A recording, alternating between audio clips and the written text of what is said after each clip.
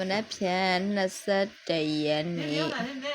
နေကုန်တူးတီပေါ့နော်အဲ့မှာကျွန်မတစ်ချက်ပြပေးမယ်ပေါ့နော်ဘာလဲဆိုတော့ဒီမနက်ပိုင်းပဲကြည့်လိုက်ကျွန်မပြန်ကူးပေးမယ်ဒီနေ့စာမ2ရှစ်ထွက်တဲ့ဘက်ကစာမ2ရှစ်3ည4ခွန်နဲ့4 5 3 1နော်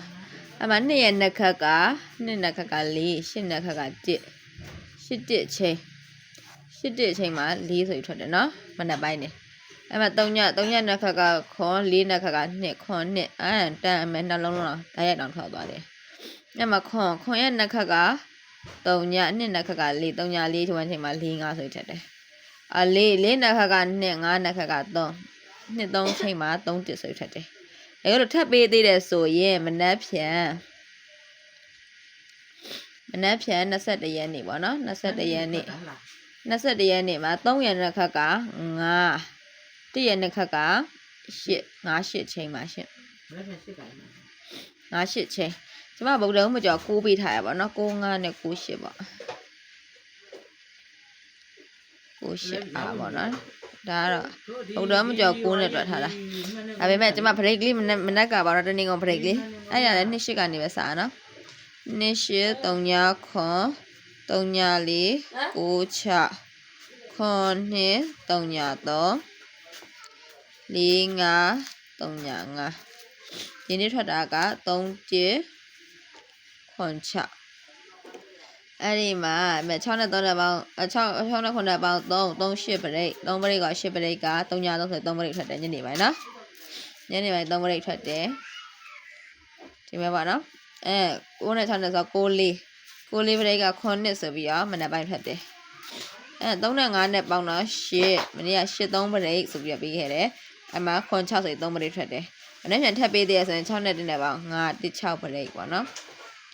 6ပရိတ်ပါရှင်ပရိတ်ကလည်းနည်းနည်းထွက်လားထွက်တယ်6ပရိတ်ဆိုတော့3 8ပရိတ်မှာဒါညနေပိုင်းထွက်တယ်ပြီးတော့မနက်ပိုင်းထွက်တယ်ညနေထွက်တယ်နေ့ဆန်အတွက်ဆိုရင်တော့မနက်ပိုင်းအားကောင်းတယ်ပေါ့နော်ပရိတ်ကလေပရိတ်ကမနက်ပိုင်းအားကောင်းတယ်ခုနမနက်က9 8ချိန်ဆိုတော့9ကို1ပရိတ်ဆိုတော့9 6 8ကို1ပရိတ်ဆိုတော့8 36ပရိတ်9ကို6ပရိတ်ဆိုရင်9 1 8ကို6ပရိတ်ဆိုရင်10ပူပေါ့နော်10ပူအဲ့ဒါလေးကိုအားပြီးစော့ပါရှင်ကျွန်မတနေ့ကောင်ဝမ်းချင်းလေးတစ်ချက်ပြရမယ်ပေါ့နော်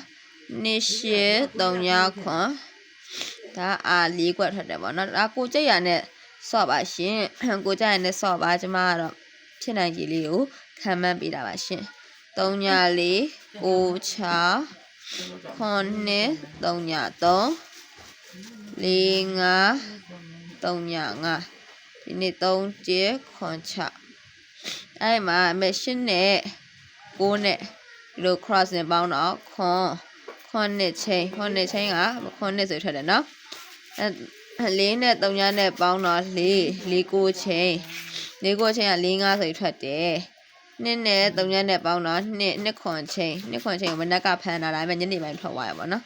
တို့ထပ်ပေးအောင်မယ်ဆိုရင်9နဲ့9နဲ့ပေါင်းတော့2ခွန်ချိန်